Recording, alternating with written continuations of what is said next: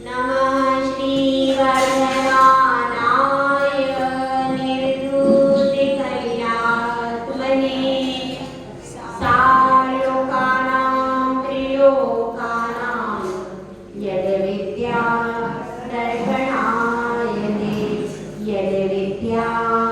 दर्पणायते पंच परमेष्टि भगवान की जय।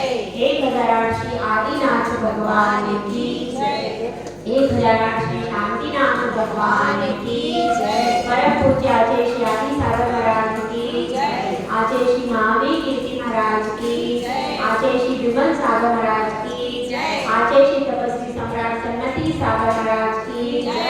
आचार्य गुरु सुंदर सागर महाराज की जय। अहिंसा में विश्व धर्म की जय। हिमालय माता की जय। अति माता जी की जय। की जय। धर्म प्रेमी भव्या एक श्रावक के लिए जितना महत्व अभिषेक का है उतना महत्व स्वाध्याय का भी है। साधु हर समय नहीं मिलते, भगवान तो यही रहते हैं, पर साधु का दर्शन भी बहुत दुर्लभ है। कहते हैं एक घड़ी आधी घड़ी, आधी में पुनि आध, रहीमन संगति साधु की हरे कोटि पाग्रह। इतनी सी जाने देखिए एक घड़ी कितने मिनट की होती है? 24 मिनट की एक घड़ी होती है, उसका भी आधा कर दीजिए तो कितने मिनट की रह गई? 12 मिनट की। और आधी में भी पुनि आध तो कितनी रह गई? 6 मिनट भी यदि आपने किसी साधु की संगति कर ली है तो कहते हैं करोड़ों प्रकार के अपराध चले जाते। अभिषेक को हम आधे घंटे पहले ट्रांसफर कर सकते हैं कि नहीं कर सकते? अगर हम चाहें तो सब कुछ कर सकते हैं और अगर नहीं चाहें तो कुछ भी नहीं कर सकते। साधु के महत्व को, जिनवाणी के महत्व को, स्वाध्याय के महत्व को जो समझते हैं वे अपनी क्रियाओं को थोड़ा सा आगे पीछे करके उसके महत्व को जान लीजिए। साधु आज अपना विषय किस विषय पर है कि हमने पीछे जो श्लोक पढ़ा था आप्त आगम तपोव्रता, तो अब इसमें शिष्य प्रश्न कर रहा है कि आपने कहा है तपोव्रत, तपोव्रता आया है आगे श्रद्धाना परमार्थाना माक्तागम तपोव्रता। तपोव्रत किसको कहते हैं? आपने आप्त का स्वरूप बता दिया, आगम का स्वरूप भी बता दिया, लेकिन तपोव्रत किसको कहा है? तपस्वी कैसे होते हैं? उन तपस्वियों का स्वरूप क्या है? तपस्वियों का स्वरूप क्या है? इस बात को बतला रहे हैं इस श्लोक में। पर श्लोक पढ़ते उसके बाद उसकी व्याख्या करते हैं। विषयाशावशातीतो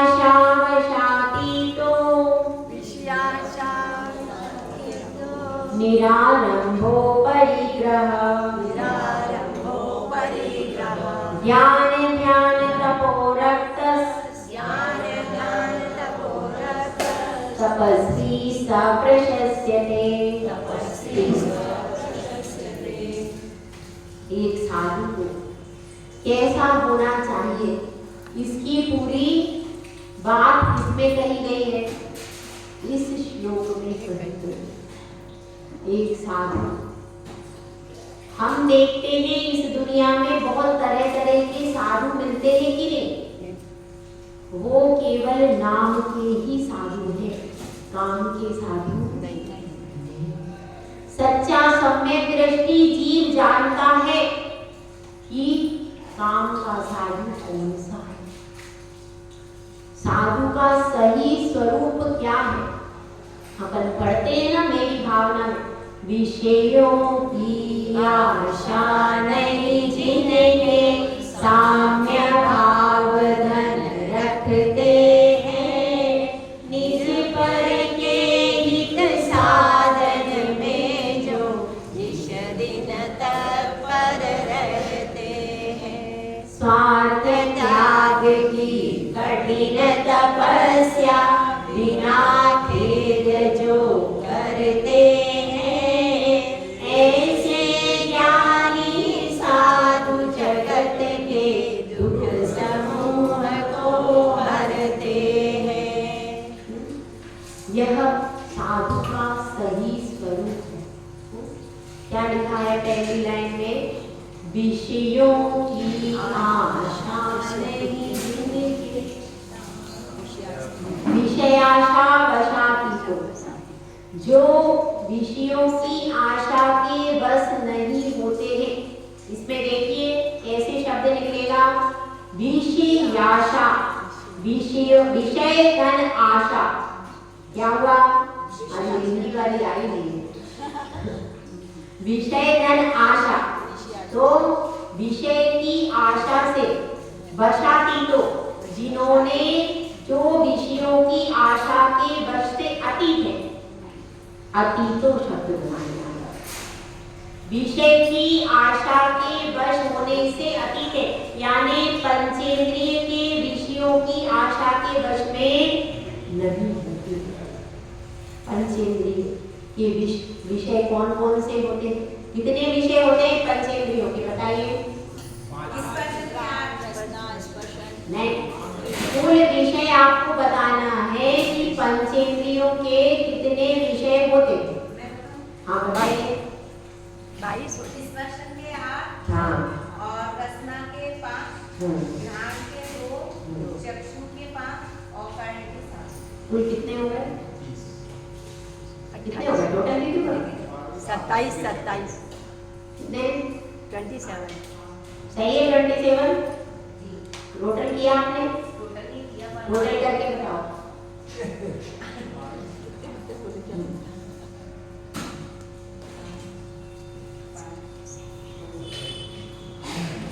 एक विषय छूट गया,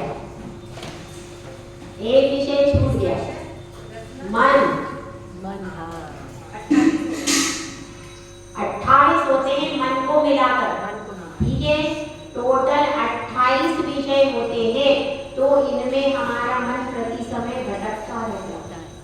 एक इंद्रिय को संतुष्ट करते हैं तो दूसरी इंद्रिय डिमांड करती है, दूसरी को संतुष्ट करते हैं तीसरी। अच्छा संगीत सुन रहे थे और तुरंत क्या लगा, अरे अब तो भूख लग गई है, अब भोजन करने। रसना इंद्रिय ने डिमांड कर दी, रसना इंद्रिय पूर्ति कर रही। और क्या हुआ, अब लगता है कि चलो अच्छे से अब सो जाएं नरम नरम बिस्तर पर, क्योंकि अब भोजन करने के बाद क्या आती है, निद्रा में भी आती है। तो क्या लगता है कि भाई अच्छे, तो क्या हो गया, स्पर्शन इंद्रिय का विषय चालू। अब स्पर्शन इंद्रिय उठ करके बैठे, अब बैठने के बाद लग रहा है कि चलो टीवी खोल ले, तो क्या हो गया, चक्षु इंद्रिय का विषय चालू। 1 मिनट के लिए भी आप लोग जब घर में प्रवेश करते हैं, यहाँ तो ठीक है, जब घर में प्रवेश करते हो तो आपके 28 तो चालू, मन तो चालू ही रहता है, वो तो बंद ही नहीं होता। रसना डिमांड करती, तब आप रसना की पूर्ति कर दी, लेकिन मन कहता है अभी और खा लो। मन तो संतुष्ट होता ही नहीं है, उसको कितना ही अपन खिला ले, लेकिन वो संतुष्ट नहीं होता। कितना ही वो संगीत से उठ जाता है, तो अपन सोचते हैं चलो इसको संतुष्ट करने के लिए अपन क्या कर ले, पिक्चर देख ले, अच्छा देख ले। अब देखने से संतुष्ट नहीं हुआ तो फिर भोजन कर ले, पर वो भोजन करने के बाद फिर डाइवर्ट हो जाता, उछलता रहता इधर से उधर जैसे बंदर होता है ना। मन को उपमा काय की दी है, बंदर की उपमा दी। जिस प्रकार से बंदर होता है, एक डाली से दूसरी डाली से तीसरी डाली, वो कूदता ही रहता है, कभी भी वो शांत बैठता। तो अब बंदर भी 1 मिनट के लिए तो शांत हो जाता है, लेकिन मन तो 1 सेकंड के लिए भी शांत नहीं होता। हर समय उसकी इच्छा, ये चाहिए वो चाहिए, डिमांड बंद ही नहीं होती। तो अपन इसलिए उसको यहाँ लाकर बिठा दें भगवान के पास में कि चलो तुम पंचामृत अभिषेक करो, तो दूध से डाइवर्ट होगे तो दही पे आ जाओगे, दही से डाइवर्ट होगे तो सर्वौषधि पे आ जाओगे, सर्वौषधि से तो चंदन पे आ जाओगे। कम से कम भगवान के अभिषेक में तो डाइवर्ट होगे, बाहर पापों में डाइवर्ट तो नहीं हो रहे। इसीलिए हम अष्ट द्रव्य का उसके पास ऑप्शन रखते। जल से डाइवर्ट हो जाए तो चंदन में चला जाए, चंदन से अक्षत पर पुष्प पर, क्योंकि डाइवर्ट होना उसकी आदत है। इसीलिए तरह तरह के नाना प्रकार के ऑप्शन रखते हैं श्रावक के लिए। क्यों? क्योंकि मन डाइवर्ट हो तो भगवान की भक्ति में ही रहे, इधर उधर पापों में ना चला जाए। और जितने उसको ऑप्शन मिलते हैं, यहाँ पर भी ऑप्शन मिल जाते हैं, तो वहाँ के ऑप्शन से डाइवर्ट हो यहाँ के ऑप्शन में हो जाता है। और यहाँ पर कितने ही ऑप्शन वह सेलेक्ट करे तो भी वह पुण्य का ही बंद कर रहा है। स्वाध्याय में भी कहते हैं, स्वाध्याय के भी आगम के भी एक वृक्ष पर उस बंदर को रमाओ। कभी प्रथमानि योग का स्वाध्याय कर रहे हैं, कभी चरणानि योग का, कर्णानि योग, द्रव्यानि योग, हम लोग भी चारों योगों का स्वाध्याय करते रहे, जिससे वह मन कैसा हो उसको इसी में आनंद आने लगे। और जब यहाँ का स्वाध्याय का आनंद आता है तो फिर अन्य सब आनंद छूट जाता है। तो यह हमारा आनंद है, और इसके द्वारा जो पुण्य की प्राप्ति होगी और इसके द्वारा जो मोक्ष की साधना होगी वो हमारे लिए लंबे समय तक सुख देने वाली हो जाएगी। तो अब अपनी बात चल रही है पंचेंद्रिय के इन 28 विषयों का, और मन इनके 28 विषयों के वश में नहीं होते। और क्या होता है? विषयाशा वशातीतो निरारंभो, आरंभ से रहित है। निरारंभो शब्द आया उसमें, मैं एक एक शब्द का अर्थ बताती हूँ, आप लोग अर्थ भी उसमें देखिए। निरारंभो जो आरंभ से रहित है। निरारंभो का अर्थ क्या है? आरंभ से रहित है, निरारंभो। और आरंभ कितने प्रकार का होता है? हाँ भाई बताइए, साधना जी है क्या? आज कहाँ चली गई? ठीक है, हाँ बताइए। जो साधना जी की सीट पे बैठा है मैं उसी से पूछूंगी। चलो हाँ बताइए भी, 4 प्रकार का आरंभ कौन सा होता है? आरंभ कितने प्रकार का होता है? आरंभ पूछ रही हूँ मैं, आरंभ कितने प्रकार का होता है? कितने प्रकार का होता है? पहले तो गृहस्थी का आरंभ होता है, गृहस्थी का। ग्रहारंभ का अर्थ है पंचसूना पाप। पंचसूना पाप का अर्थ है जो गृहस्थ आरंभ, ग्रहारंभ है वो। गृहस्थी में जो हम 5 प्रकार का पाप करते हैं वो क्या है? ग्रहारंभ, गृहस्थी का आरंभ है। दूसरा क्या है? दूसरा है औद्योगिक। औद्योगिक आरंभ का मतलब क्या है? जो फैक्ट्री आदि लगाते हैं, जहाँ पर वस्तु का उत्पादन करते हैं, वह कौन सा है? उद्योग आरंभ। और तीसरा कैसा है? व्यापारंभ, व्यापारंभ। व्यापार में भी आरंभ होता है, आप वस्तु को इस स्थान से खरीद करके दूसरी स्थान पर ले जा रहे हो, वो आरंभ हो रहा है कि नहीं हो रहा? हो रहा। समझ में आया? 3 प्रकार का तो आप करते ही हो। महिलाएं गृहस्था में ग्रहारंभ करती है कि नहीं? महिलाएं ग्रहारंभ करती हैं, और पुरुष दोनों प्रकार का कर सकते हैं। जिसकी फैक्ट्रियां हैं वो उद्योग वाला कर रहे हैं, और जिनका व्यापार आदि है वो उसका कार्य कर रहे हैं। दोनों प्रकार का है। कितनी देर हो गई? हिंदी वाले टीचर की जरूरत थी आज, बताओ कितनी लेट आई हो? 3 प्रकार का समझ में आ गया। एक तो गृहस्थ में जो पंचसूना पाप होता है वह क्या हो गया? गृहस्थी का हो गया, और फैक्ट्री वाला हो गया, और व्यापार का हो गया। और भी हो सकते हैं, लेकिन मुख्य रूप से यही 3 होते हैं, ठीक है ना? और कंपनी आदि सर्विस में भी लोग कंप्यूटर आदि पर भी करते हैं, तो वह उसमें भी हिंसा तो है। जो भी हिसाब किताब भी करते हैं तो नाना प्रकार की क्रियापन करते, वो सब जितनी भी संसार में क्रिया हो रही वो सब में आरंभ हो ही रहा है। ऐसी कोई क्रिया नहीं है जिसमें धन का उत्पादन हो रहा हो और आरंभ बिल्कुल नहीं हो रहा। हो सकती है कैसी क्रिया? ऐसी कोई भी क्रिया नहीं है जिसमें क्या हो रहा है, पैसा निकल रहा है और आरंभ नहीं हो रहा। सभी क्रियाओं में किसी में थोड़ा हो रहा है, किसी में बहुत हो रहा है।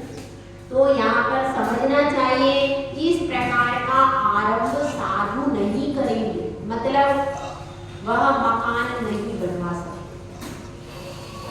मकान को बनाने का जो आरंभ होता है उसको साधु नहीं कर सकते, तो क्या मंदिर बनवा सकते हैं? बताइए। मंदिर बनाने की प्रेरणा दे सकते हैं, आपको कह सकते हैं कि आप मंदिर बनाना चाहिए जिससे आपको सम्यक दर्शन की प्राप्ति हो, आपको प्रेरणा दे सकते हैं, लेकिन उस मंदिर के कार्य के कर्ता धर्ता नहीं बन सकते। ध्यान रखना, यदि वह पूरा कार्य अपने हाथ में ले लेते हैं तो वह अभी उनके दोष लग रहा। ध्यान रखना, तो वह कोई भी कंस्ट्रक्शन का काम, कोई भी खुदाई का काम भी होता है, कंस्ट्रक्शन के काम भी होते हैं, मैं इसमें भूल गई। मकान आदि बनाने का भी लोग कॉन्ट्रैक्ट लेते हैं। मकान बनाना इंजीनियर जो होते हैं, सिविल इंजीनियर क्या करते हैं, मकान आदि बनाने ठेकेदार भी होते हैं। ठेकेदार का क्या काम है? जमीन खुदवाना, मकान बनवाना, कंस्ट्रक्शन कराना, बड़ी बड़ी कॉलोनियां बनाना और उनको बेचना, ऐसा भी काम लोग करते हैं। करते हैं कि नहीं करते? तो वो भी क्या हो गया, वह भी वो भी क्या उद्योग का आरंभ हो जाएगा एक प्रकार से, मकान बनवा करके। तो ऐसा काम साधु कर सकते हैं, मकान बनाकर कॉलोनी बनाकर नहीं बेच सकते, क्योंकि उसमें जब भी आप खुदाई करोगे तो हिंसा हो। वो प्रेरणा मंदिर की क्यों दे सकते हैं, धर्मशाला की क्यों दे सकते हैं? क्योंकि मंदिर जिनालय है और इससे सम्यक दर्शन की उत्पत्ति में कारण है। और यदि जिनालय नहीं होगा तो साधु भी कहाँ दर्शन करेंगे, धर्म कहाँ रहेगा? धर्म तो मंदिर के निमित्त से हमें प्राप्त होता है। आज यदि यह मंदिर नहीं होता, आप लोग क्या करते घर में बैठ के? आरंभ करते, आरंभ भी करते, पंचसूना पाठ भी करते, या फिर लंबी लंबी दूरी तक आपको जाना पड़ता मंदिर के दर्शन के लिए। तो यह इस मंदिर में आने से आपके पापों का क्षय होता है कि नहीं? इसलिए धर्म का साधन है, उसके लिए प्रेरणा दे सकते हैं, आशीर्वाद दे सकते हैं। वो सिर्फ प्रेरणा और आशीर्वाद देते, बाकी काम किसका है? बाकी सारा काम उसके बनवाने का, उसके रख रखाव का, उसकी सफाई का, वह सारा काम श्रावक के ही आश्रित है, साधु के आश्रित एक भी काम नहीं। तो बता दिया आरंभ से रहित है, और क्या है? परिग्रह से रहित है। परिग्रह कितने प्रकार का होता है बताओ? 24 प्रकार। कितना? हाँ बताओ, 24 प्रकार करेंगे। अंतरंग परिग्रह के कितने भेद होते हैं? मुख्य रूप से 2 भेद, अंतरंग परिग्रह और बहिरंग परिग्रह। तो बहिरंग परिग्रह कितने प्रकार का होता है? हाँ 10 प्रकार। नाम बताओ। धन्य धान दासी दास रुपया भांड 10 तो हुई। हाँ हाँ बताओ सीरियल से। हाँ बताओ चलो। दासी दास क्या नहीं रखता कहाँ से? नहीं देखो देखिए, क्षेत्र पहला परिग्रह का नाम लिखो, क्षेत्र। क्षेत्र क्षेत्र का मतलब है मैदान, प्लॉट, खाली पड़ी हुई जमीन, उसको क्या कहते हैं? क्षेत्र, क्षेत्र में क्या आ जाएगा? खेत, प्लॉट, प्लॉट, मैदान, ये सब किसमें आएगा? क्षेत्र में। ऐसी भूमि जिस पर कोई भी कंस्ट्रक्शन नहीं हुआ, या तो वो खेत है, या फिर खाली पड़ी हुई जमीन है, या फिर क्या है? मैदान है। इस तरीके का कोई चीज जिसमें कोई भी कंस्ट्रक्शन नहीं हुआ, कच्ची भूमि हो, उसको क्या कहते हैं? प्लॉट कहते हैं। तो ऐसा प्लॉट है, तो वह प्लॉट साधु के नाम से हो सकता है? नहीं हो सकता। वह प्लॉट नहीं रख सकते। दूसरी चीज क्या है? वास्तु। वास्तु का अर्थ क्या है? वास्तु में आता है मकान, प्रॉपर्टी, समझ लो। उसमें क्या है? वास्तु का अर्थ है मकान, दुकान, कोई धर्मशाला, कोई मंदिर, कोई भी ऐसी चीज जहाँ पर कोई भवन बना हुआ है, वह भवन भी साधु के नाम पर नहीं हो सकता, मंदिर भी साधु के नाम पर नहीं हो सकता। समझ में आया? मंदिर जो होगा उसमें भगवान का नाम होगा, साधु का नाम नहीं होगा। और जो कभी जैसे किसी के नाम से भवन बना, तो नाम से भवन बन सकता, लेकिन उसका कर्ता धर्ता साधु नहीं हो सकता। अब जैसे यहाँ पर बन जाए आचार्य सन्मति सागर जी भवन, बन गया, कोई बात नहीं, कोई बाधा नहीं है, उसमें बन सकता है कि नहीं? साधु के नाम से अगर कोई श्रावक भक्ति भाव से कहीं कुछ बना ले, कोई उसमें दोष नहीं है। लेकिन उसका पूरा कंस्ट्रक्शन, उसकी पूरी सफाई व्यवस्था, उसमें रहने वाले नौकर चाकरों का पेमेंट, उसकी सारी व्यवस्था, उसमें कौन आ रहा है, कौन जा रहा है, इसके लिए साधु की परमिशन, ये सब नहीं होना चाहिए। समझ में आई बात? नाम है, लेकिन नाम से भक्ति भाव से बन गया, लेकिन उसकी पूरी व्यवस्था, उसमें आने वाले, जाने वाले, उसमें रहने वाले, और वह पूरी व्यवस्था साधु नहीं संभाल सकता। यदि वह संभालेगा तो फिर वो ज्ञान ध्यान कब करेगा। इसलिए उसके नाम से यदि कोई श्रावक बना लेता है तो वह बात समझ में, तो उसकी व्यवस्था का कर्ता धर्ता साधु नहीं होगा। इसीलिए वास्तु मतलब समझ में आ गया? मकान, दुकान, मंदिर, धर्मशाला, जो भी कंस्ट्रक्शन है वह साधु के हैंड में नहीं होना चाहिए, उसके हैंड ओवर, उसकी व्यवस्था उसको संभालना। मंदिर की व्यवस्था भी समाज संभालना, साधु नहीं संभालेगा। ठीक है, ये हो गया। अब क्या? क्षेत्र, वास्तु, हिरण्य। हिरण्य यानी हिरण्य का अर्थ है चांदी। अपने पास में चांदी के जेवर, चांदी के बर्तन आदि साधु नहीं रख सकता। साधु की बात हो रही है यहाँ। अच्छा, श्रावक, ये समझ लेना, नहीं तो कोई श्रावक का समझ लेगा। यहाँ केवल साधु की बात चल रही है। यहाँ पर साधु का श्लोक पढ़ा है ना हमने, साधु की बात चल रही है। चांदी यदि उसके पास हो तो चांदी साधु नहीं रख सकता। हिरण्य। सुवर्ण का अर्थ क्या है? सोना। सोना धातु, चांदी सोना में सारी धातुएं आ गई, चाहे अष्ट धातु हो, चाहे तांबा हो, चाहे अन्य जितनी भी धातुएं, कोई भी धातु को साधु अपने पास में नहीं रख सकता, परिग्रह के अंतर्गत आ जाए। हिरण्य, सुवर्ण। धन, धन यानी रुपया पैसा। रुपया पैसा साधु के नाम पर नहीं होना चाहिए बैंक बैलेंस में।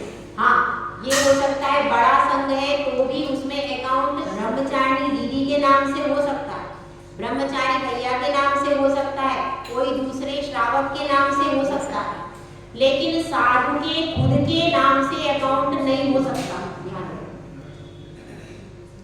और ना उसके सामान में पैसे हो सकते, उसकी किताबों में, उसके सामान में पैसे नहीं होना चाहिए, धन नहीं होना चाहिए। और धान्य, धान्य का मतलब है गेहूं है, चावल है, आदि सामग्री भी उसके पास नहीं हो सकती है। समझ में आई बात? जैसे कोई समझे कि हमें चौके के लिए रखा है, चौके के लिए भी सामान होगा तो श्रावक के पास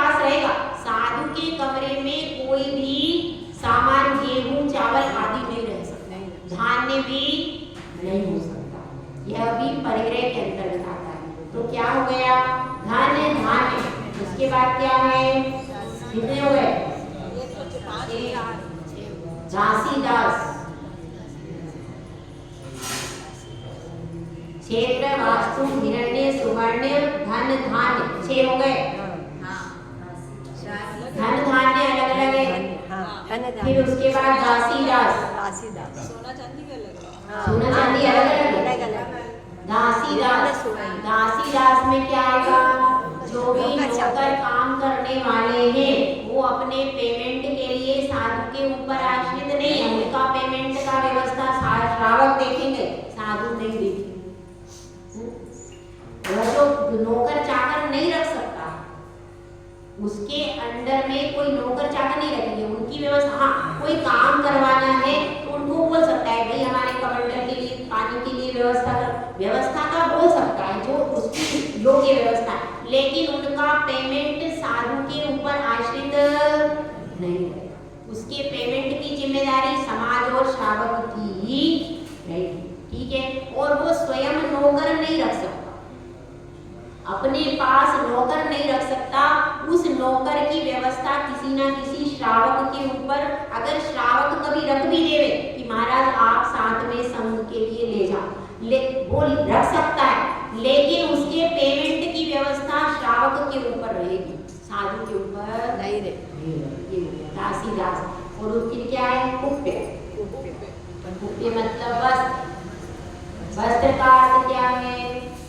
देखिए, जो आरिका माता जी भी है तो उनकी 2 साड़ियां बताई। एक साड़ी किसकी? जब कोई अपरिहार्य अवस्था हो जाए, भीग जाए या कोई छूट जाए रास्ते में, कोई विशेष परिस्थिति हो जाए तो उसके लिए एक साड़ी अलग से रखी जाती है।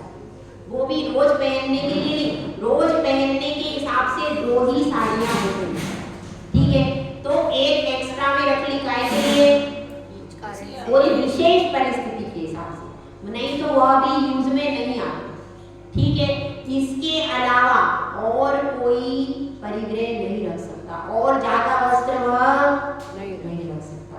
उसके उपयोग के उतने ही वस्त्र रहेंगे। ऐसा नहीं है कि रोज 3 बार साड़ी चेंज हो रही है, ये काम नहीं होना चाहिए। 2 साड़ी उसके उपयोग की है, 2 ही साड़ी वह रख सकता है। और छुल्लिका माता जी है तो उनके 2 साड़ी 2 दुपट्टे। और महाराज को तो कोई वस्त्र का मतलब ही नहीं है। जो मुनिराज है, मुनिराज के लिए तो वस्त्रों का कोई प्रयोजन ही नहीं है, तो वह अपने पास में वस्त्र नहीं रख सकते। संघ की व्यवस्था के लिए कोई आपके पास ब्रह्मचारी भैया है, ब्रह्मचारी दीदी है, उनके पास में वह व्यवस्था सौंपी जाती है, लेकिन स्वयं ऐसे वस्त्र रख नहीं सकते। तो कोई वस्त्र नहीं रहता। और दूसरा क्या है? भांड, बर्तन नहीं रख सकता। छुल्लक महाराज और छुल्लिका माता जी के पास सिर्फ एक उनका पात्र रहता है, उनका बर्तन। उस पात्र को छोड़कर अन्य श्रावक का बर्तन वो नहीं ले सकते। छुल्लक छुल्लिका के लिए 5 बर्तन का भी विधान है भैया, ध्यान रखना। या तो वो एक कटोरा अपना ले ले, इसके अलावा वो चाहे तो एक थाली, 2 कटोरी, 1 गिलास और 1 लोटा, इस प्रकार से 5 बर्तन लेकर के भोजन भी वो कर सकते हैं। उनके 5 बर्तन भी रखते हैं, पर वर्तमान में कोई नहीं रखता है। लेकिन बता रहे हैं आगम में दोनों प्रकार का वर्णन आया। एक वर्णन ऐसा आया है कि एक छुल्लक छुल्लिका 5 बर्तन भी रख सकते और एक बर्तन भी रख सकते। यदि उन्होंने एक रखा है तो उस एक को छोड़कर वह श्रावक के किसी भी बर्तन में आहार नहीं करे। उनका बर्तन है, उनका बर्तन लेकर के अपने पास आएंगे और इसके अलावा उनका श्रावक के समस्त बर्तनों का त्याग है। और जो आरिका माता जी हैं उनका तो पूरे बर्तनों का त्याग है, वह किसी भी बर्तन का उपयोग नहीं कर सकते। ये नियम। साधु का भी पूरा त्याग है बर्तनों का, उनके पास में कोई भी बर्तन आदि नहीं हो सकता। चौके की भी व्यवस्था है तो उनके कक्ष में नहीं हो सकती बर्तन की व्यवस्था सब कुछ श्रावकों के अधीन है। साधु अपने पास में कोई भी बर्तन आदि कितने हो गए? 10 हो गए? 8 हुए? नहीं माँ 10 होगा 10 पूरे हो गए ना? दासी दास अलग अलग रहो। दासी दास तो एक नहीं होगा। दास दास तो एक ही होगा 10 हुए दास दास एक ही है सोना चांदी अलग अलग रखाना। देखो क्षेत्र, क्षेत्र पहला क्षेत्र हो गया वास्तु, हिरण्य, सुवर्ण सुवर्ण, धन, धान्य, दासी, दास हाँ दासी दास, ये तो एक ही रुपया, आता है दास दास दासी दास अलग अलग तो फिर 11 दासी दास अलग अलग ले लो। रुपये और अब 10 हो गए पूरे। हाँ, दासी ऐसे दास ही है। तो 11 हो गए ना ये हुए ना रुपये और भांड, दासी दास, रुपये और भांड 11 हो रहे हैं। हाँ मतलब 11 हो गए दासी दास एक में कर लोगे। नहीं अलग ही होगा 10 10 हो रहे हैं। हाँ बराबर क्षेत्र पूरे 10 हो रहे हैं भाई, पूरे 10 होते हैं। क्षेत्र, वास्तु, हिरण्य, सुवर्ण, धन, धान्य, दासी दास, रुपये और भांड पूरे 10 हो रहे हैं। ठीक है? यह कितने प्रकार का? अभी तो 10 प्रकार का हुआ। आपने 24 प्रकार का बताया। एक मिनट, 24 प्रकार का परिग्रह आपने बताया। 14 प्रकार का बताओ। अंतरंग परिग्रह अंतरंग परिग्रह के नाम बताइए। ये क्या बता रहे? हाँ वसुपति। मिथ्यात्व हाँ मिथ्यात्व, ये 4 कषाय। 4 कषाय और हास्यादि। हास्यादि लोग क्या हो गया? अंतरंग ये अंतरंग परिग्रह। तो इसमें से कितने प्रकार के परिग्रह का साधु परमेश्वरी का त्याग होता है? मेरा आपसे प्रश्न। सभी का सभी का त्याग होगा? अंतरंग और बाह्य दोनों परिग्रह देखिए मिथ्यात्व का अकेले उनका त्याग होगा बस। अच्छा मिथ्यात्व के बात समझ लीजिए। 4 प्रकार की कषाय तो उनके पास संचलन कषाय तो रहेगी। और कोई क्षुल्लक है या माता जी है तो उनका 5वां गुण स्थान है। उनका तो 4 कषाय का सद्भाव कहाँ तक रहता है? 10वें गुण स्थान तक। तो 4 कषाय का सिर्फ वो मंद उदय रख सकते हैं, तीव्र उदय उनका नहीं होगा, इतना होता है। 4 कषाय जो बताई है इसमें, उसका उनका क्या होगा? मंद उदय। उसमें तीव्र उदय नहीं होगा। ऐसा तीव्र उदय नहीं होगा कि किसी को बाधा हो जाए, क्योंकि कषाय का सद्भाव कहाँ तक रहता है? 10वें गुण स्थान तक। इसीलिए और इसमें सिर्फ उपशम हो सकता है। कौन सा? अनंतानुबंधी कषाय का उपशम होगा उसका। अनंतानुबंधी कषाय, क्योंकि चतुर्थ गुण स्थान वर्ती के क्या हो जाता है? अनंतानुबंधी कषाय का अनुदय। अनंतानुबंधी कषाय का अनुदय होगा। अप्रत्याख्यानावरण कषाय का अनुदय होगा। प्रत्याख्यानावरण कषाय का उदय रहेगा। इसके लिए आरिका माता जी और क्षुल्लक आदि। प्रत्याख्यानावरण कषाय का उदय है। और मुनिराज जो है उनको संज्वलन क्रोध मान माया लोक का उदय है। अलग अलग रहेगा, पर 4 कषाय तो सत्ता में रहेगी, क्योंकि 10वें गुण स्थान तक कषाय रहती। हास्यादि 9 कषाय भी रहेगी उदय, लेकिन उसका इतना तीव्र उदय नहीं होगा कि उनका संयम का घात, क्योंकि उनके ब्रह्मचर्य महाव्रत है, इनके भी ब्रह्मचर्य प्रतिमा है कि नहीं है?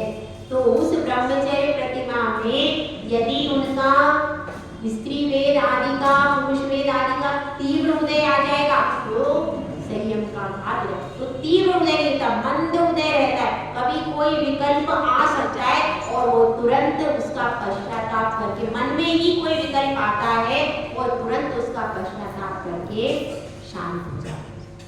ऐसी व्यवस्था है। तो इसलिए इन सब का मंद उदय चलेगा, ऐसा समझना। इन सब कषाय, क्योंकि इन कषायों का सद्भाव कहाँ तक रहता है? 9 कषाय। भूत कषाय का तो आपका संचलन का तो अपना लास्ट तक रहता है। हाँ, 9 कषाय, हास्य आदि 9 कषाय। आपका 8 तक रहता है, सफेद बाग तक वेद का रहता है। नवे गुणस्थान तक वेद का रहता है। वेद का उदय कहाँ तक रहता है? नवे गुणस्थान। समझ में आ गया? कौन सा 14 प्रकार का परिग्रह? तो इसमें से समझिए जो हम कहते हैं परिग्रह 24 भेद त्याग करे मुनिराज जी। वे मुनिराज जी 11वें गुणस्थानवर्ती होते हैं। ध्यान रखो, कौन सी गुणस्थानवर्ती हो गए? 24 प्रकार का परिग्रह 11वें गुणस्थान में जाता है। चाहिए 10वें तक रहता परिग्रह। 10वें तक तो संचलन कषाय रहेगा, हास्यादि नो कषाय चली जाएगी 9वें में। तो मतलब वह जो परिग्रह मुनिराज जी जो त्याग करते हैं ना, वो मुनिराज जी 11वें गुणस्थानवर्ती मुनिराज होते हैं, 11वें के ऊपर वाले। वर्तमान में जो मुनिराज हैं उनका मिथ्यात्व का भी समूल नाश नहीं होता, वो भी सत्ता में तो है, सिर्फ उसका उपशम होता है वर्तमान में। अर्थात यह 14 प्रकार का जो परिग्रह है यह सत्ता से नष्ट कब होता है? 10वें गुणस्थान। मिथ्यात्व का 4 से 7 में कहीं भी क्षय हो सकता है यदि छाई सम्यक दर्शन प्राप्त होगा। तो मिथ्यात्व का 4थे गुणस्थान से 7वें में कहीं भी बीच में क्षय हो सकता है मिथ्यात्व की अपेक्षा। हाँ, अप्रमत्त 7वें तक हो सकता है। मिथ्यात्व की सत्ता वहां तक रह सकती, उसके बाद फिर आगे चारित्र मोहनी करते कषाय आदि। तो क्रम से सब कषाय जाती है, इसके जाने में 10वां गुणस्थान हो जाता है। वर्तमान में पंचम काल में कोई भी मुछटे गुणस्थानवर्ती मुनिराज 24 प्रकार के परिग्रह से रहित नहीं रहेंगे। क्या समझ में आ गया? 14 प्रकार का परिग्रह कौन सा है? मिथ्यात्व, 4 कषाय और हास्यादि 9 कषाय। ये क्या हो गया? 14 प्रकार। तो अब इसमें यहाँ पर बात चल रही है कौन सी? ध्यान। आगे समझ में आ गया? निरारंभो परिग्रह से रहित ज्ञान ध्यान तपो रक्तस। ज्ञान ध्यान और तप से जो समन्वित आरक्त है, मतलब उसी में प्रति समय लगे हुए, इसमें ज्ञान ध्यान और तप में प्रति समय लगे हुए उनका एक क्षण भी खाली नहीं जाता मुनिराज। ज्ञान ध्यान तपो रक्तस तपस्वी सा प्रशस्य। ऐसे तपस्वी कहाँ हो सकते हैं? केवल दिगंबर धर्म में ही हो सकते हैं और कहीं नहीं हो सकते भैया। अगर ऐसे तपस्वी और भी प्रवचन देने वाले तो बहुत से मिल जाएंगे, लेकिन ऐसे तपस्वी केवल कहाँ रहते? दिगंबर में। और केवल 10 प्रकार के बाह्य परिग्रह का ही त्याग कर सकते हैं। ध्यान रखो, अंतरंग परिग्रह तो पूरा नष्ट हो ही नहीं सकता, क्योंकि वर्तमान में छायिक सम्यक दर्शन नहीं है। तो जो छायिक सम्यक दर्शन प्राप्त करता है उसी का मिथ्यात्व क्षय हो सकता है। तो छायिक सम्यक दर्शन अभी प्राप्त नहीं हो सकता, इसलिए लेकिन अनुदय हो सकता है। वह वर्तमान में मिथ्यात्व इतना तीव्र उदय में नहीं हो सकता कि वह मिथ्या दृष्टि देवी देवताओं की पूजा कर दे, ऐसा किया नहीं करेगा। तो मिथ्यात्व क्या होगा? अनुदय रहेगा, उपशमित रहेगा। सारी कषाय भी उपशमित अवस्था में रहेगी। अगर तीव्र क्रोध आ जाए तो फिर संयम का पालन नहीं हो सकता, गुप्तियों का पालन नहीं। तो जितनी भी कषाय है इनका अति मंद उदय चलेगा।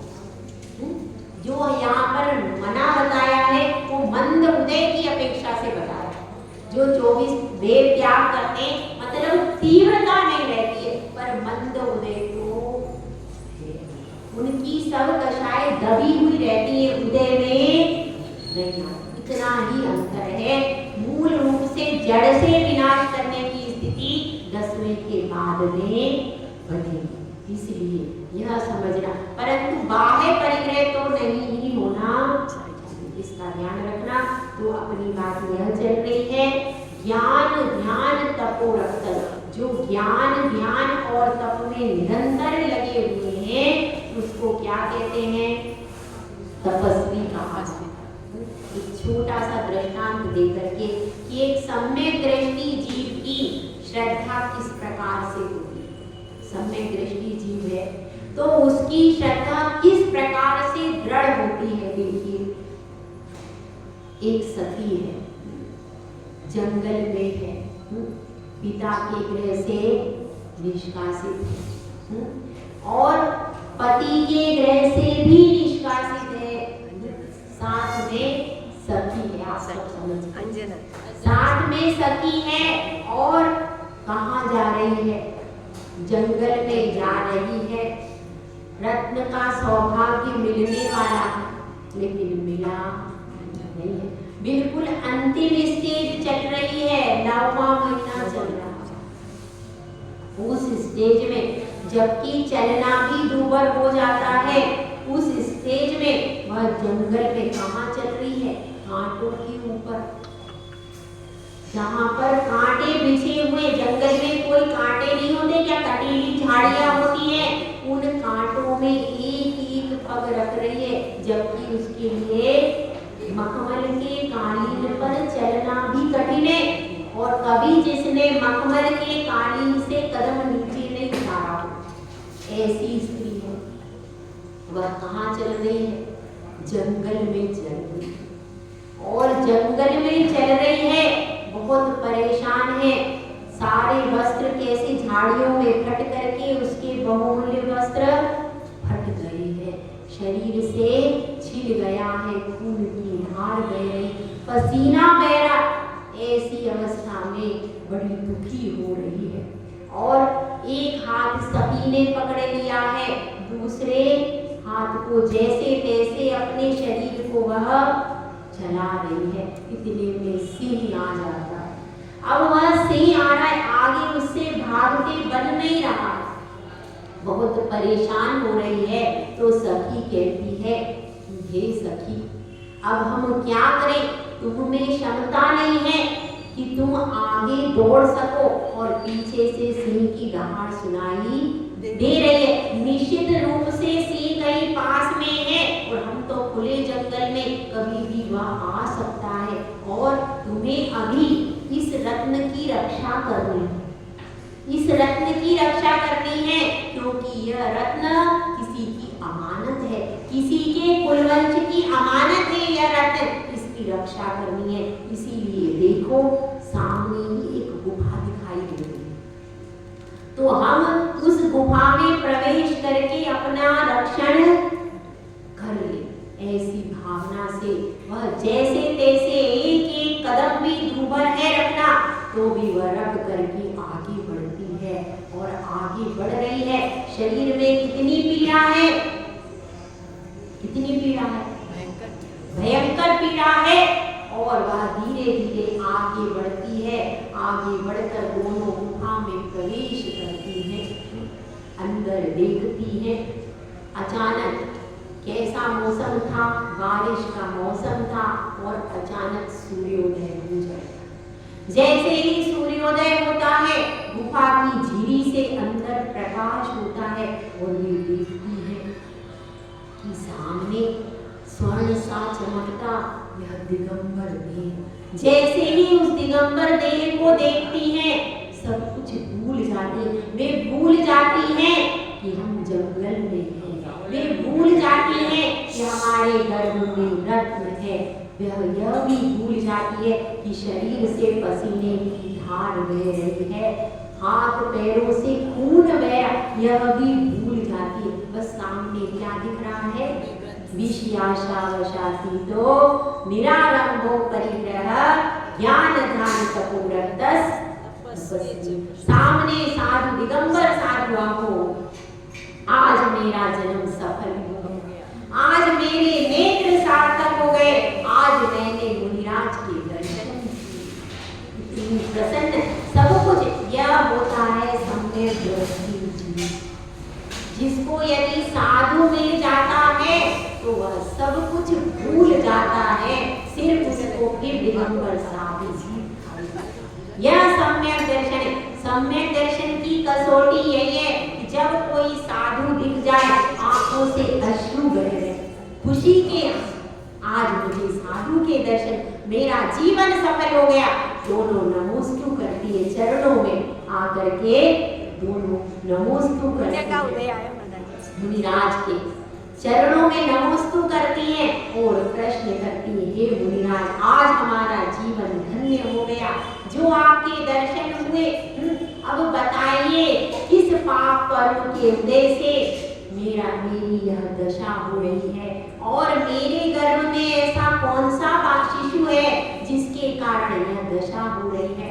तो मुनिराज कहते हैं कि हे पुत्री, तुम तो महासौभाग्यशालिनी हो, महासौभाग्यशालिनी हो कि जो कैसे पुत्र की तद्भव मोक्षगामी पुत्र आपकी कुक्षी ऐसा है, और इसमें पुत्र का दोष नहीं है। जो तुम्हारी यह दशा हुई है वह पुत्र तो महासौभाग्यशाली है, और जैसे ही वह अवतरित होगा तुम्हारा कायाकल्प हो जाएगा, इसका पालन पोषण महलों में होगा। सिर्फ इसके उदित होने की देर है, यह सूर्य उदित होगा तुम्हारे जीवन का अंधकार समाप्त कर देगा। ऐसा है, और जैसे ही पता चलता है वैसे ही वह एकदम प्रसन्न हो जाती है। और मुनिराज कहते हैं अब इसके अवतरित होने का समय आ गया है, इसीलिए आप दोनों निरापद होकर के इस गुफा में रहिए। और मुनिराज अन्यत्र विहार करके चले जाते हैं। उसी गुफा में उसको रत्न की प्राप्ति हो जाती। तो देखिए, कष्ट होने के बाद भी जिसको अपने आगे साधु दिखता है, जिसको अपने आगे जब कोई निर्ग्रंथ मुद्रा दिखती है तो उसकी भावना एकदम से कैसी पवित्र हो जाती। ऐसी पवित्र भावना होना चाहिए, ऐसी पवित्र अहोभाव होना चाहिए साधु के प्रति। जब वह अहोभाव है दिगंबर साधु के प्रति, तो समझ लेना आपको सम्यक दर्शन के लिए किसी शास्त्र को पढ़ने की जरूरत नहीं। जिसने दिगंबर साधु को भक्ति भाव से नमोस्तु कर लिया, उसको सम्यक दर्शन अपने आप हो जाए। ज्यादा कुछ करने की जरूरत नहीं है, कोई समय सार की गाथाएं रटने की जरूरत नहीं है। सिर्फ एक बार ऐसे साधु को नमोस्तु कर लो, उनके चरणों में आपने विश्वास कर लिया, आपके सारे 7 तत्व 9 पदार्थ सब कुछ उन्हीं चरणों में समाहित हो जाते हैं। जय बोलो जय सुंदर सागर हरिका सुने मती माता जी की जय।